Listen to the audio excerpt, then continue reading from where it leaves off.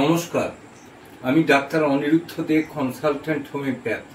আজকে আমার ইউটিউব চ্যানেলে হেপাটোবিলিয়ারি ডিসঅর্ডার নিয়ে আলোচনা করব। এখনো যারা আপনারা আমার চ্যানেল সাবস্ক্রাইব করেননি তাদেরকে চ্যানেলটি সাবস্ক্রাইব করার অনুরোধ করছি এবং ভিডিওগুলি শেষ পর্যন্ত দেখার জন্য আবেদন করছি। প্রয়োজনে 9434183198 যোগাযোগ করার জন্য বলে রাখছে। Hepatobiliary disorder. হেপাটো মিনস হচ্ছে লিভার প্রবলেম, বিলিয়ারি মিনস হচ্ছে গল ব্লাডার প্রবলেম। হেপাটো কি হয়? প্রথমেই হচ্ছে যাদের খিদে মন্দা হয়ে গেছে, যারা দৃষ্টি খিদেতে ভোগে, অনেকটা খাবো মনে করবো কিন্তু অল্প একটু খেলে পেটটা যাদের ভারী হয়ে যায়, খাবার পরে সাপের আহাত ধরার মতো যাদের বিশ্রাম করতে হয়, ঘোরাঘুরি করতে পারে না, একটু বিশ্রাম না করলে যেন তাদের কাজের কোনো এনার্জি আসে না বা করে উঠতে পারে না, এবং যাদের পায়খানা পরিষ্কার হয় না, খিদে একেবারেই থাকে না, এবং যদি আপনি খান যেটা স্বাভাবিকভাবে 2.5-3 ঘন্টা ছাড়া খিদে পাওয়ার কথা, সেটা 4-5 ঘন্টাতেও পায় না, এবং পায়খানা যে সকালে যাবেন সেটাও যেন ক্লিয়ার হচ্ছে না। অনেক কায়দা কানুন, জল খেয়ে, গরম জল খেয়ে, আবার সকালে ব্রেকফাস্ট করে গিয়ে হয়তো হলো, তাও স্যাটিসফ্যাক্টরি ফুড নয়। এবং সর্বোপরি কি হচ্ছে, ডান দিকের পেটটা হালকা ভারী থাকে, চলাফেরা করতে গেলে অস্বস্তি বোধ লাগে এবং বিরক্তি ভাব যেন থাকে, যেহেতু পেটের সমস্যা থেকে যায়। খাবার মনে হয় অনেক কিছুই খাবো, কিন্তু পাতে নেবার পর বা খেতে যাবার সময় পারা যায় না। এবং এই সমস্ত রোগী একটু ঝাল মশলা বা তৈলাক্ত অথবা ফাস্ট ফুডের উপরে ঝোঁক থাকে। এক্ষেত্রে যদি এরকম সমস্যায় আপনি ভোগেন, আপনাকে বুঝতে হবে যে আপনি লিভার প্রবলেমে ভুগছেন। সেক্ষেত্রে আপনাকে এলএফটি করতে হবে, blood test, liver function test.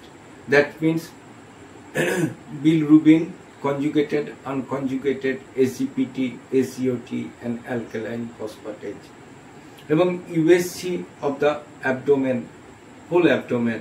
সেক্ষেত্রে দেখা যাবে যে আপনার লিভার বেড়েছে, ফ্যাটি লিভার হয়েছে গ্রেড 1, 2 বা 3। সেক্ষেত্রে যেমন রোগের পরিস্থিতি সেরকম ডাক্তারবাবুর সাথে আলোচনা করে তার চিকিৎসা করা এবং খাওয়া দাওয়া ধরাকাট করা, সেদ্ধ খাওয়া, জল ফুটিয়ে ঠান্ডা করে খাওয়া, নির্দিষ্ট গ্যাপে খাওয়া, তেল ছেড়ে দেয়া, এগুলো যদি মানতে পারেন, তার সাথে আপনি যদি ওষুধ চালু রাখেন, আপনি নিশ্চয়ই ভালো থাকবেন।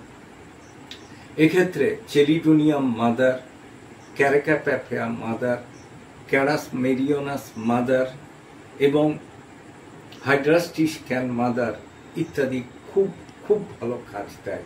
তবে কখনোই নিজের রোগের নাম, লক্ষণ জেনে, ওষুধ জেনে ব্যবহার না করে কোনো ডাক্তারবাবুর পরামর্শ মতো চলবেন, আপনি ভালো থাকবেন। আরেকটা ব্যাপার হচ্ছে কি, বিলিয়ারি ডিসঅর্ডার। দ্যাট মিনস আপনার গল ব্লাডারের প্রবলেম।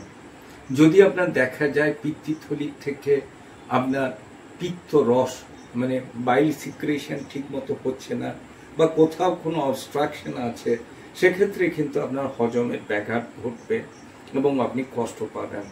কোনো কারণে যদি গল ব্লাডারে আপনার পাথর হয়ে থাকে, that means sedimentation of the calcium হয়ে থাকে বালির মতো, সেক্ষেত্রে আপনার পেটে যন্ত্রণা হবে, আপনি উত্তর খুঁজে পাবেন না, বমি আসবে, পিঠের দিকে লাগবে। আপনি কিন্তু যদি ইউএসজি করেন, সেক্ষেত্রে আপনার ধরা পড়ে যাবে আপনার পলিলিথিয়াসিস আছে কিনা। সেক্ষেত্রে যদি আপনার পাথর না থেকে থাকে, জাস্ট বালির মতো গুঁড়ো থাকে, তাহলে কিন্তু আপনি ওষুধের উপরে নির্ভর করতে পারেন। কিন্তু পাথর যদি হয়ে থাকে, সেক্ষেত্রে আপনার শ্রেয় আপনাকে অপারেশন করে নেওয়া, সেটা মাইক্রোসার্জারি হোক, ওপেনই হোক। কিন্তু যদি বালির গুঁড়োর মতো হয়ে থাকে অথবা যদি কোনো কারণে কনস্ট্রিক্ট হয়ে থাকে লুমেনটা, সেক্ষেত্রে আপনি ওষুধের উপর নির্ভর করতে পারেন।